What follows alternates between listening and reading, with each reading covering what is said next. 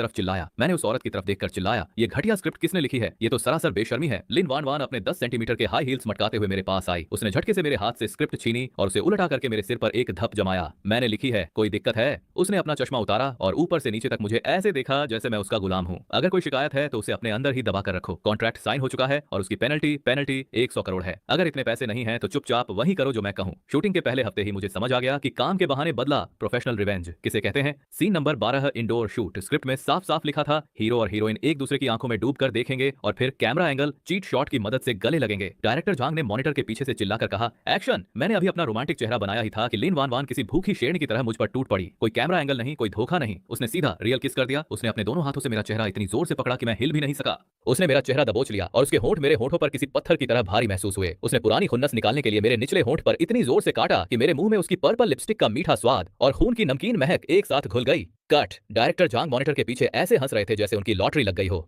लाजवाब, क्या intensity intensity है। शू किंग, वो जो तुम्हारे चेहरे पर मजबूरी और थोड़ा सा मजा लेने वाला एक्सप्रेशन आया है ना भाई, उसने तो आग लगा दी। चलो एक और टेक लेते हैं इसी का। टेक की ऐसी की तैसी। मैंने अपने सूजे हुए होठों को सहलाते हुए लिन वान वान को घूर कर देखा। क्या तुम सच में कुतिया हो जो हर बात पर काट लेती हो? लिन वान वान ने अपनी जीभ से अपने होठों को चाटा। उसकी आंखों में एक अजीब सी चमक थी, लेकिन आवाज बर्फ जैसी ठंडी। यह स्क्रिप्ट की डिमांड है शू सर, क्या आप अपने काम के प्रति ईमानदार नहीं हैं? चलिए एक बार फिर शुरू करते हैं। अगले पूरे 15 दिनों तक उसने मेरा जीना हराम कर दिया। कभी किसिंग सीन, कभी वॉल डोंग दीवार से सटाना, तो कभी सोफा डोंग। इन 3 सालों में धूप और धूल खाकर जो मैंने थोड़ी बहुत जान बचाई थी, वो ये औरत शूटिंग के बहाने निचोड़ रही थी। 15 दिनों की उस जबरदस्ती वाली रोमांस की शूटिंग ने मेरे चेहरे की खाल तक उधेड़ दी थी। अब फिल्म की शूटिंग आधी पूरी हो चुकी थी और आज सबसे बड़ा सीन शूट होना था, कबाड़ खाना ब्लास्ट और एस्केप सीन। सीन के मुताबिक लिन वान वान को धमाके के ठीक बाद जलती हुई फैक्ट्री से बाहर भागना था और मैं बाहर उसका इंतजार करूंगा। शूटिंग शुरू होने से पहले ही मेरी दाईं आंख बुरी तरह फड़क रही थी, जैसे कोई अनहोनी होने वाली हो। सभी विभाग तैयार। 3, 2, 1 ब्लास्ट। धड़ाधड़ बूम। आग की लपटें आसमान छूने लगीं और गर्म हवा के झोंकों ने धूल और मलबे को हवा में उड़ा दिया। लिन वान वान पहले से तय रास्ते पर तेजी से बाहर की तरफ भाग रही थी। तभी अचानक मेरे सिर के ऊपर से एक कान फाड़ देने वाली धातु के टूटने की आवाज आई। मैंने ऊपर देखा और मेरा खून जम गया। दूसरी मंजिल के खंभे से लोहे की एक भारी भरकम और विशाल चादर, स्टील प्लेट, उखड़ चुकी थी और वो सीधे लिन वान वान के सिर की तरफ गिर रही थी। हट जाओ वहां से, भागो। मेरी चीख जैसे मेरा गला फाड़ कर निकली। दिमाग ने सोचने में 1 सेकंड भी नहीं लगाया। मेरे पैर बिजली की रफ्तार से जमीन से उखड़े और मैं किसी बंदूक की गोली की तरह उसकी तरफ लपका। मैंने अपनी पूरी ताकत झोंक दी और उस लोहे की भारी प्लेट के गिरने से महज 1 सेकंड पहले लिन वान वान को दबोच लिया। हम दोनों जमीन पर गिरे और मैंने उसे अपने शरीर के नीचे ऐसे ढक लिया जैसे कोई ढाल हो। धद धा धद खनक, एक भयानक आवाज हुई और सब कुछ सुन्न हो गया। शू किंग नहीं। मेरे कान में लिन वान वान की वो चीख गूंजी जिसमें उसकी रूह कांप रही थी। मैं मुस्कुराकर उसे बताना चाहता था कि देख, तेरा ये कबाड़ी इतनी आसानी से नहीं मरने वाला, लेकिन मेरी पलकें लोहे के दरवाजे की तरह भारी हो गईं। मेरा शरीर साथ छोड़ गया और मैं अंधेरे की गहराइयों में डूब गया। बेहोशी की हालत में बाहर की आवाजें किसी बहते हुए पानी के नीचे से आती हुई महसूस हो रही थी। डॉक्टर, जल्दी एम्बुलेंस बुलाओ, दूर हटो, कोई उसे हाथ नहीं लगाएगा। ये लिन वान वान की आवाज थी। मैंने उसे पहले कभी इतना रोते हुए और इतना हिंसक नहीं सुना था। उसकी आवाज में साफ साफ मौत का पैगाम था। तभी आर्यन कजिन की हाँफती हुई आवाज आई जैसे वो मीलों दौड़ कर आया हो। दीदी, सब पता चल गया है। ये सब उस कमीने विक्रम चाय कुनकुन की चाल थी। उसी ने फैक्ट्री के लोगों को पैसे खिलाए थे। और तभी अचानक एक सन्नाटा छा गया। उसने अपना सिर ऊपर उठाया और उसकी आंखों में मौत का खौफ नाचने लगा। उसने अपना सिर उठाया। उसकी वो आंखें जिनमें हमेशा गुरूर और तंज भरा रहता था, आज किसी खरगोश की तरह लाल थीं। उसने न तो मुझे मारा, न ही मेरा मजाक उड़ाया। वो बस मेरी आंखों में आंखें डालकर देखता रहा और अचानक उसके आंसू मेरी हथेली पर गिरे। वो इतने गर्म थे कि मुझे अपनी खाल जलती हुई महसूस हुई। शू किंग। उसकी आवाज फटी हुई थी और गले में एक दर्दनाक सिसकी दबी हुई थी। मैंने 3 साल पहले का तुम्हारा सारा bank record, bank statement check किया है। मेरा दिल जैसे धड़कना भूल गया। मेरी सांसें वहीं की वहीं थम गईं। उसने मेरी अस्पताल वाली वर्दी का कॉलर अपनी मुट्ठी में भींच लिया। उसकी आंखों से आंसुओं का सैलाब बह निकला। तुम बर्बाद इसलिए नहीं हुए थे कि मैं बहुत ज्यादा खाती थी। तुम इसलिए बर्बाद हुए क्योंकि तुमने मेरा कॉन्ट्रैक्ट खत्म करने के लिए अपना सब कुछ बेच दिया था, है ना? उस काली करतूत वाली कंपनी की पेनल्टी आसमानी थी और अगर तुम अपना घर बार नहीं बेचते तो मैं कभी आजाद नहीं हो पाती। मैंने अपना वो हाथ उठाया जिस पर ड्रिप नहीं लगी थी और बड़े प्यार से उसके गालों से वो आंसू पोंछे। पगली, अगर मैं अपना सब कुछ दांव पर नहीं लगाता तो तुम्हें उस नर्क से बाहर कैसे निकालता? मैंने उसके आंसू पोंछते हुए मजाक में कहा। और वैसे भी तुम उस वक्त दिन में 8-8 बार खाने के पैकेट मंगवाती थी। अगर कंपनी के चक्कर में बर्बाद न भी होता तो तुम्हारी भूख मुझे कंगाल कर ही देती। बकवास बंद करो, लिन वान वान चिल्लाई और अचानक मेरे सीने से लग गई। उसके नन्हे मुक्के बारिश की बूंदों की तरह मेरे सीने पर बरसने लगे। मुझे जोर का दर्द हो रहा था, लेकिन मैंने दांत पीस लिए और एक उफ तक नहीं की। तुम दुनिया के सबसे बड़े बेवकूफ हो। वो बुरी तरह रो रही थी। उसकी नाक और आंसू मेरी साफ सुथरी अस्पताल वाली वर्दी को भिगो रहे थे। तुम्हें क्या लगता है मुझे सच में वो सस्ती नमकीन इतनी पसंद थी? मैं तो बस तुम्हें देखना चाहती थी। उसने मेरी गर्दन को अपनी बाहों में कस लिया, जैसे अब वो मुझे कभी जाने नहीं देगी। मैंने इन 3 सालों में पागलों की तरह काम किया, दिन रात एक कर दिया और खुद को इस इंडस्ट्री के टॉप पर पहुंचाया, सिर्फ इसलिए ताकि मैं इतनी अमीर बन सकूं कि तुम्हारा सारा कर्ज ब्याज समेत तुम्हारे मुंह पर मार सकूं। मैं तुम्हें 3 साल से ढूंढ रही थी, पर तुम इतने जिद्दी निकले कि गटर साफ करना मंजूर किया, लेकिन मेरे पास वापस नहीं आए। मेरा दिल जैसे पिघल कर रह गया। मैंने उसे कसकर पकड़ लिया। अब कोई कॉन्ट्रैक्ट नहीं था, कोई बदला नहीं था, बस हम दोनों थे। मेरा सीना जज्बातों से भर गया। मैंने उसे और भी मजबूती से अपनी बाहों में भींच लिया। तो अब कर दो ना हिसाब बराबर, 100 करोड़ की पेनल्टी है ना, अब वो सारा पैसा मेरे मुंह पर मार दो। मैं तो पहले ही हार चुका हूं। मैंने अपना सिर झुकाया और उसके कान के पास जाकर धीरे से फुसफुसाया, बॉस क्या आपको बिस्तर गर्म करने के लिए किसी की जरूरत है? लिन वान वान ने अपना सिर उठाया। उसका चेहरा आंसुओं से भीगा था, लेकिन उसकी आंखों में वही शिकारी वाली चमक थी। उसने मेरी अस्पताल वाली वर्दी का कॉलर पकड़ दा और पागलों की तरह मेरे होठों को चूम लिया। इस बार न कोई कैमरा था, न कोई स्क्रिप्ट और न ही कोई डायरेक्टर। इस बार सिर्फ आंसुओं का नमकीन स्वाद था और एक दूसरे को फिर से पा लेने का वो पागलपन। मैंने भी उसे अपनी बाहों में झक दा और इस पल को हमेशा के लिए अपना बना लिया। तभी धद्दा धद्दा वही पहलवान कजन ने वार्ड का दरवाजा लात मारकर खोला। दीदी, जीजाजी, अनर्थ हो गया, आसमान टूट पड़ा है। वो अपना फोन हवा में लहराते हुए अंदर घुसा और उसके पीछे पसीने से तरबतर फिल्म का डायरेक्टर झांग खड्डा था। कजन चिल्लाया, वो कमीना साई कुनकुन, पुलिस उसे ले गई है और उसका पूरा करियर मिट्टी में मिल गया है। जैसे ही कजन और डायरेक्टर झांग अंदर घुसे, लिन वान वान बिजली की फुर्ती से मुझसे अलग हुई। उसने गुस्से में तकिया उठाया और कजन के मुंह पर दे मारा। दफा हो जाओ यहाँ से, दरवाजा खटखटाना नहीं आता क्या? डायरेक्टर झांग को तो तकिए की परवाह भी नहीं थी। वो अपने पेट पर हाथ फेरते हुए बुरी तरह हाँफ रहे थे। मैडम शूकिंग, अनर्थ हो गया। साई कुनकुन के पीछे जो असली मास्टरमाइंड है उसने अपनी चाल चल दी है। झांग के चेहरे पर हवाइयां उड़ेज रही थीं। उसने बाकी तीनों बड़े इन्वेस्टर्स को अपने साथ मिला लिया है। वे सब फिल्म से अपना पैसा वापस खींच रहे हैं। उनका इरादा सिर्फ फिल्म रोकना नहीं है, बल्कि उन्होंने तीनों बड़े ओटीटी प्लेटफॉर्म्स के साथ मिलकर आप दोनों को पूरी इंडस्ट्री से ब्लैकलिस्ट करने का फरमान जारी कर दिया है। लिन वान वान ने ठंडी हंसी हंसते हुए अपने होठों की लिपस्टिक पोंछी। मुझे बैन करेगा? उसकी इतनी हिम्मत? मैडम, इस बार बात अलग है। झांग लगभग रोने ही वाले थे। उसने कसम खाई है कि वो शूकिंग को वापस सड़कों पर कचरा बीने के लिए मजबूर कर देगा। यहाँ तक कि हैंगडियन स्टूडियो के गेट भी आप दोनों के लिए हमेशा के लिए बंद कर दिए गए हैं। डायरेक्टर की बातें सुनकर मैं अस्पताल के बिस्तर पर लेटे लेटे बस अपना सिर हिलाता रहा। यह मई बॉस मई लगता है अपनी मौत का सामान खुद तैयार कर रहा है। उसे अंदाजा भी नहीं है कि उसने किस शेर की पूंछ पर पैर रख दिया है। मैंने एक झटके में अपने हाथ से ड्रिप की सुई खींच ली। खून की कुछ बूंदें बाहर निकल आईं। क्या तुम पागल हो गए हो? लिन वान वान चिल्लाई और घबराकर मेरा हाथ दबाने लगी। मैंने उसे देखकर एक शरारती मुस्कान दी और कहा, अरे कुछ नहीं, बस थोड़ा स्वैग दिखाना जरूरी था। मैंने अपने तकिए के नीचे हाथ डाला और वही पुराना मकड़ी के जाले की तरह टूटी हुई स्क्रीन वाला सस्ता एंड्रॉइड फोन बाहर निकाला। मैंने सीधे आयरन बुल लौह पुरुष का नंबर लगाया। हेलो चिन भाई, आप जिंदा हो? फोन के उस पार से आयरन बुल की वही भारी और भोली आवाज आई। मैंने फोन को स्पीकर पर डाला और ठंडे लहजे में कहा, आयरन बुल, अपने बाप वांग डाना को फोन लगा और बोल कि मई बॉस नाम का कोई कीड़ा बाजार में बहुत फुदक रहा है। उसे कहो कि अगले आधे घंटे के अंदर मई की सारी कंपनियों के शेयर जमीन पर गिर जाने चाहिए और फिल्म इंडस्ट्री में उसका नामो निशान तक नहीं बचना चाहिए। आयरन बुल की आवाज इतनी तेज थी कि फोन का स्पीकर फटने लगा। मैंने बड़े आराम से जैसे किसी पुरानी बात का जिक्र कर रहा हूँ उससे कहा, सुन, मैं बस वापस अपना कबाड़ बीनने वाला पुराना काम शुरू करने ही वाला था। अपने डैड से कह दो कि कोई मेरी थाली छीनने की कोशिश कर रहा है। फिल्म का पैसा रुक गया है।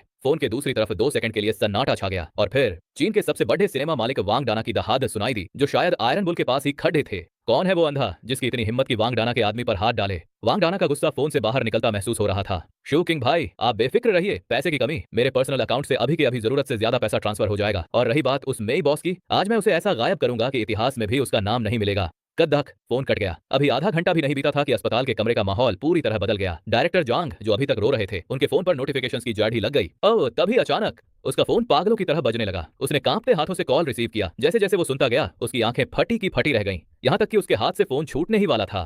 खुशू शूचिंग, अभी अभी खबर आई है, किंग ग्रुप के मालिक ने हमारी कंपनी में पूरे 1000 करोड़ का इन्वेस्टमेंट कर दिया है। और इतना ही नहीं, वान हाई सिनेमा ने नोटिस जारी किया है कि वो मे साहब की हर फिल्म को हमेशा के लिए बैन कर रहे हैं। उसकी आवाज कांप रही थी। मे साहब का सारा धंधा चौपट हो गया। वो पूरी तरह बर्बाद हो गए हैं। अभी उसकी बात खत्म भी नहीं हुई थी कि अस्पताल के गलियारे से किसी जानवर के रोने जैसी चीखें सुनाई देने लगीं। कजिन भाई ने दरवाजे से बाहर झांका और खिलखिलाकर हंसा। जीजू, बाहर देखिए तो सही, ये विक्रम, चाय कुनकुन और वो गंजा बुढ़ा मे साहब बाहर गलियारे में घुटनों के बल बैठे हैं। गार्ड्स उन्हें घसीट रहे हैं, पर वो हटने को तैयार ही नहीं है। बस रोए जा रहे हैं और आपसे माफी की भीख मांग रहे हैं। मैंने चादर हटाते हुए कहा, मुझे सहारा देकर उठाओ मानवी। लिन वान वान ने मुझे संभाला और हम धीरे धीरे वार्ड के दरवाजे तक आए। सामने का नजारा देखने लायक था। वो दोनों जमीन पर नाक रगड़ रहे थे। उनके चेहरे आंसू और नाक से सने हुए थे। वो दोनों गिड़गिड़ा रहे थे। आंखों से आंसू और नाक से पानी बह रहा था।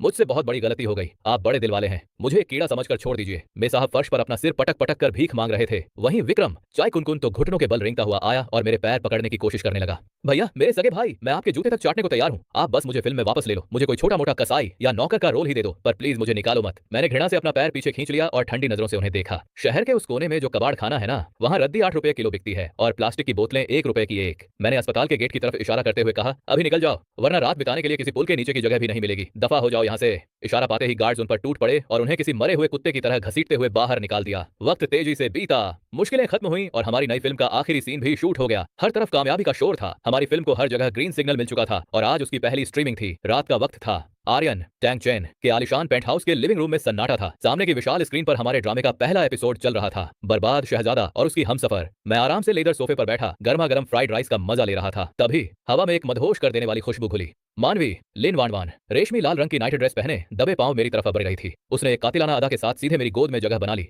अब स्क्रीन पर क्या चल रहा था मुझे कुछ नहीं दिख रहा था। उसकी ड्रेस का गला थोड़ा ढीला था और उसकी नजदीकी मेरी धड़कनें बढ़ा रही थी। उसने अपनी उंगलियों से धीरे से मेरी ठोड़ी को ऊपर उठाया। उसकी गर्म सांसें मेरे चेहरे से टकरा रही थीं। मिस्टर खुशू, उसकी आवाज में एक अजीब सा नशा और खिंचाव था। अगर यह शो सुपरहिट हो गया तो अपनी इस हीरोइन को इनाम में क्या देने का इरादा है?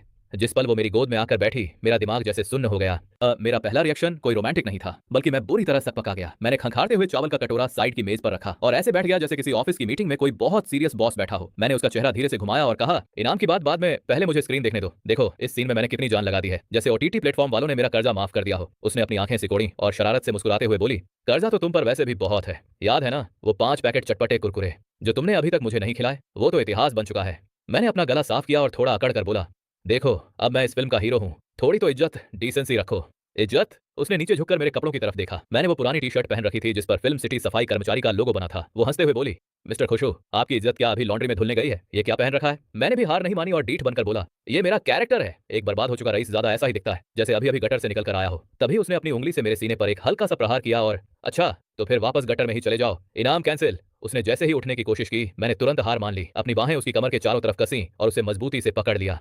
अरे अरे कैंसिल मत करो भाई, मैं अपना इनाम खुद हासिल करना जानता हूँ। उसने अपनी भौहें सिकोड़ी और पूछा, अच्छा कैसे?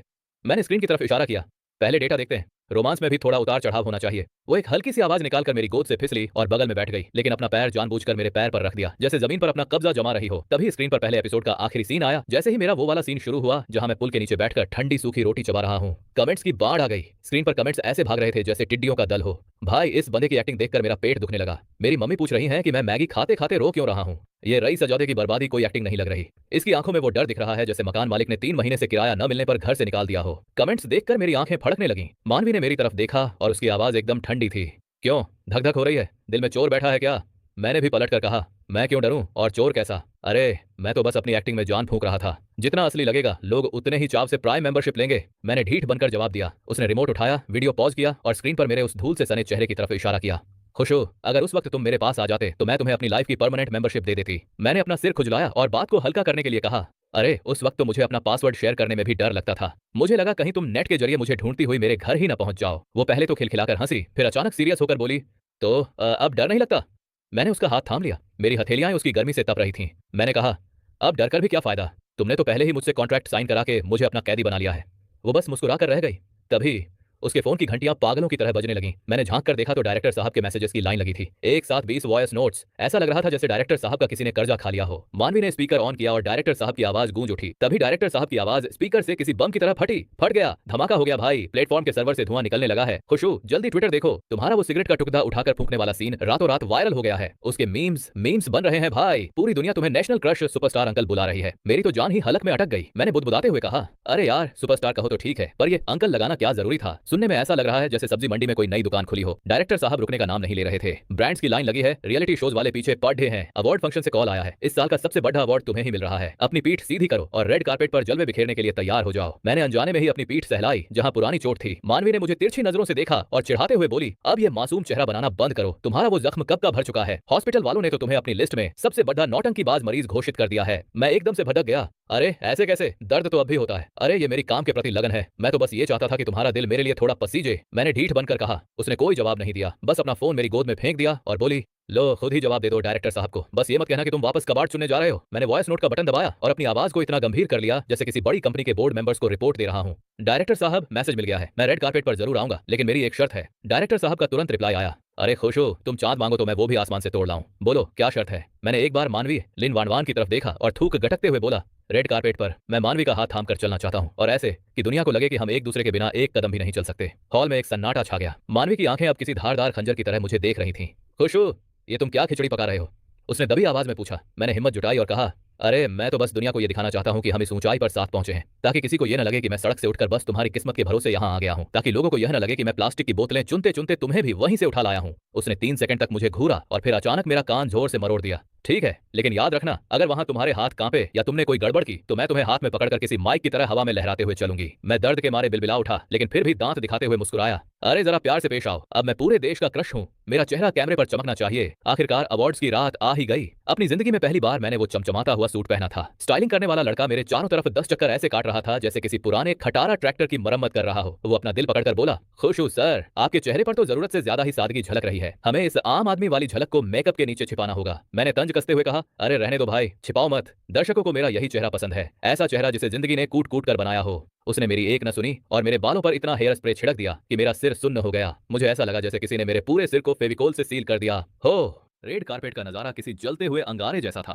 लाइटें ऐसी चमक रही थीं कि पैर के नीचे बिछी कालीन किसी हॉट रेड हॉट पॉट की तरह आंखों में चुभ रही थी। तभी दूर से एंकर की आवाज गूंजी और अब हमारे बीच आ रहे हैं सुपरहिट ड्रामा के सितारे मानवी और खुशू। जैसे ही मैंने अपना पहला कदम बाहर रखा, कैमरों की फ्लैशलाइट ऐसी कड़कड़ाने लगी जैसे दिवाली पर पटाखों की लड़ी फूट रही हो। मानवी ने अपनी ड्रेस संभाली और ऐसी क्वीन वाली एंट्री ली कि पूरा रेड कारपेट उसके घर का लिविंग रूम लगने लगा। मैंने एक लंबी सांस ली और हिम्मत जुटाकर अपनी बांह उसकी तरफ बढ़ाई। उसने बस एक नजर मुझे देखा और हाथ नहीं पकड़ा। मेरा तो दिल ही बैठ गया। मुझे लगा, लो भाई, पूरी दुनिया के सामने बेइज्जती हो गई। पर अगले ही पल उसने बिजली की तेजी से मेरा हाथ पकड़ा और इतनी जोर से खींचा कि मैं लड़खड़ाते लड़खड़ाते बचा। उसने दांत पीसते हुए फुसफुसाकर कहा, सीधे चलो, ऐसे मत चलो जैसे मैं तुम्हें जबरदस्ती घुमाने ले आई हूँ। मैंने भी हार नहीं मानी। अरे तुम हाथ मत खींचो, मैं बॉस की तरह चल रहा हूँ। उसने मुझे याद दिलाया, तुम बर्बाद बॉस हो, भूलना मत। मेरी बोलती बंद हो गई। मैंने अपना सीना फुलाया, होंठ भींचे और ऐसे चलने लगा जैसे मैंने पूरी दुनिया का कर्ज चुका दिया हो और अब मुझे किसी का कोई डर नहीं है। तभी एक रिपोर्टर ने माइक आगे किया, खुशू सर, इस रातों रात मिली कामयाबी के बाद आप सबसे ज्यादा किसे शुक्रिया कहना चाहेंगे? मैंने बिना सोचे समझे कह दिया, मैं उस कबाड़ खाने के मालिक का शुक्रिया अदा करना चाहता हूँ। अगर वो ना होता तो मुझ में ये रिएक्शन देने की फुर्ती कभी नहीं आती। मेरी बात सुनते ही वहां मौजूद लोग हंस हंस कर पागल हो गए। तभी एक और रिपोर्टर मानवी लिन वान वान की तरफ झपटा, मैम, इस साल तो आपने सारे अवार्ड्स अपने नाम कर लिए हैं, क्या आपकी इस जीत का राज आपकी मेहनत है? मानवी ने बड़े ही कूल अंदाज में जवाब दिया, मुझसे मत पूछो, बस इतना जान लो कि मैं बहुत ज्यादा खाती हूँ, इसलिए मुझे जीतना ही पड़ता है। मैं अपनी हंसी रोक ही रहा था कि उसने चुपके से सैंडल की नोक से मेरे पैर पर जोर से दबाया। हंसना बंद करो, वो दांत पीसते हुए फुसफुसाकर बोली,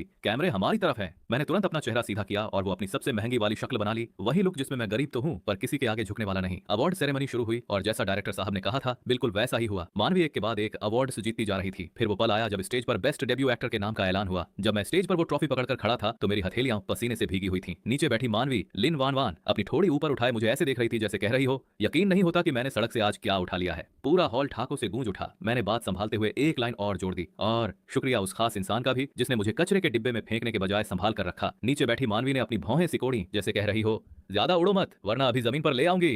मैंने तुरंत झुककर सलाम किया और स्टेज से ऐसे नीचे भागा जैसे अपनी ट्रॉफी नहीं बल्कि राशन की बोरी बचाकर भाग रहा हूं। अभी फंक्शन आधा ही हुआ था और होस्ट माहौल बनाने की कोशिश कर रहा था कि तभी अचानक पूरे हॉल की लाइटें किसी बिजली के झटके की तरह चमकी और बुझ गईं। सामने की विशाल स्क्रीन कड़क की आवाज के साथ काली पड़ गई। होस्ट का चेहरा डर के मारे सफेद हो गया। देखिए देवियों और सज्जनों, शायद मशीनों में कुछ खराबी आई है। उसकी आवाज कांप रही थी। नीचे भगदड़ मच गई। कर्मचारी इधर उधर पागलों की तरह दौड़ने लगे। हर तरफ बस एक ही शोर था, ये क्या हो रहा है? आखिर हुआ क्या? मेरी आंखें फिर से फड़कने लगीं। मैंने धीरे से मानवी के कान में कहा, यार फिर से कोई नया तमाशा तो नहीं होने वाला? मैं नहीं चाहता कि कल फिर से न्यूज में खबर आए, सुपरस्टार अंकल अवार्ड शो में हुए बेहोश। इस बार मानवी ने कुछ नहीं कहा। उसने बस मेरी कलाई को इतनी जोर से जकड़ लिया कि मुझे अपनी हड्डियां चटकती हुई महसूस हुई। तभी अचानक वो बड़ी स्क्रीन फिर से जल उठी, पर वहां फिल्म का कोई ट्रेलर नहीं था। वहां जो दिखा उसने मुझे पत्थर बना दिया। स्क्रीन पर एक एक करके बैंक ट्रांजैक्शन के स्क्रीनशॉट्स आने लगे। पिछले 3 सालों की मेरी पाई पाई का हिसाब, 2 रुपए, 10 रुपए, 50 रुपए, और सबसे बड़ा खर्च था हॉस्पिटल की एक पर्ची की फीस। पूरा हॉल सन्न रह गया। मानवी ने मेरी तरफ देखा भी नहीं, बस उसने बड़े ही शांत हाथों से मेरी ढीली पड़ी टाई को ठीक किया। उसके हाथ जरा भी नहीं कांप रहे थे। होस्ट के हाथ से माइक छूटते छूटते बचा। उसकी आवाज लड़खड़ा रही थी, खुशू सर, क्या आप इस वीडियो के बारे में कुछ कहना चाहेंगे? यह सब क्या है? जब मैं खड़ा हुआ तो मेरे पैर जवाब दे रहे थे। हजारों कैमरे और लाइटें मेरी तरफ मुड़ गईं। मेरे दिमाग में हजारों बहाने आए, पर एक सच ने उन सबको बाहर निकाल फेंका। अब दिखावा करने का कोई फायदा नहीं था। मैं कांपते कदमों से स्टेज के बीचों बीच पहुंचा। लाइटें इतनी तेज थीं कि मेरी आंखें जल रही थीं। स्टाफ ने मुझे माइक थमाया। मेरी हथेलियों में इतना पसीना था कि लग रहा था माइक हाथ से फिसल जाएगा। मैंने अपनी पूरी ताकत से माइक को जकड़ लिया और ऊपर की तरफ देखा।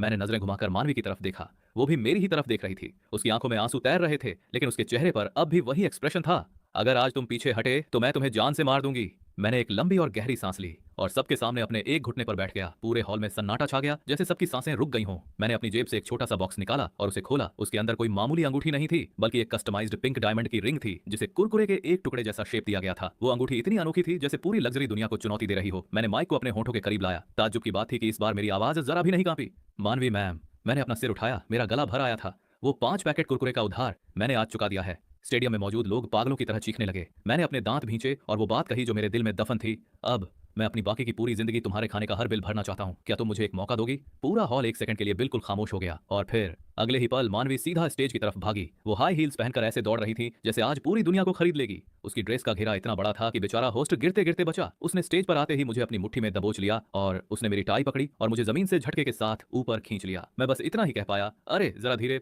मेरे घुटने में दर्द हो रहा है। पर मेरी बात पूरी होने से पहले ही उसने अपने होंठ मेरे होंठों पर रख दिए। पूरा हॉल जैसे फट पड़ा। कैमरों की फ्लैशलाइट ने उस स्टेज को दिन की तरह रोशन कर दिया। लाइव स्ट्रीमिंग के कमेंट्स इतनी तेजी से भाग रहे थे कि पढ़ना नामुमकिन था। बेचारा होस्ट माइक पकड़े पत्थर बन गया था। उसके मुंह से आवाज नहीं निकल रही थी, बस ओ भाई जैसा चेहरा बनाकर रह गया। जब मानवी ने मुझे छोड़ा तो उसकी आंखों से आंसू थम नहीं रहे थे। उसने सिसकते हुए गुस्से में कहा, खुशू मेरा इनाम कहाँ है? मैंने हाँफते हुए उसका हाथ थाम लिया और वो कुरकुरे वाली पिंक डायमंड रिंग उसकी उंगली में पहना दी। इनाम यही है, मैंने धीमी और भारी आवाज में कहा। आज के बाद तुम जो भी खाना चाहोगी मैं खुद बनाऊंगा। तुम जिस पर भी गुस्सा करोगी उसे मारने के लिए पत्थर मैं लाकर दूंगा। तुम दुनिया की सबसे बड़ी स्टार बनी रहना और मैं हमेशा तुम्हारे बगल में वो इंसान बना रहूंगा जिसे तुम उंगली पकड़कर साथ चलाती हो। उसने मेरा गाल सहलाया और फुसफुसाकर बोली, चुप रहो और बस मुझे प्यार करो। मैंने एक आखिरी बार कोशिश की कि थोड़ा संभल जाऊं। अरे सब देख रहे हैं, थोड़ा तो अपनी इमेज का ख्याल रखो। पर जैसे ही उसने अपनी आंखों से मुझ पर दबाव डाला मैं तुरंत समझ गया कि बॉस का हुक्म क्या है। मैंने बहस करना छोड़ दिया और वही किया जो वो चाहती थी। स्टेज के नीचे से लोगों के चिल्लाने की आवाजें आ रही थीं। भाई ये जोड़ी तो आग लगा रही है। मैं तो पागल हो गया इन्हें देखकर। सच कहूं तो पागल तो मैं भी हो गया था। उस पल मुझे बस एक ही एहसास हो रहा था, उसकी उंगलियां मेरी हथेलियों में इतनी गर्म थीं जैसे तप रही हों। ऐसा लग रहा था जैसे आज मैंने अपना वो सारा खोया हुआ आत्मविश्वास, वो सारा डर जो 3 साल पहले मुझे भागने पर मजबूर कर गया था, आज वो सब कुछ मैंने ब्याज समेत वापस पा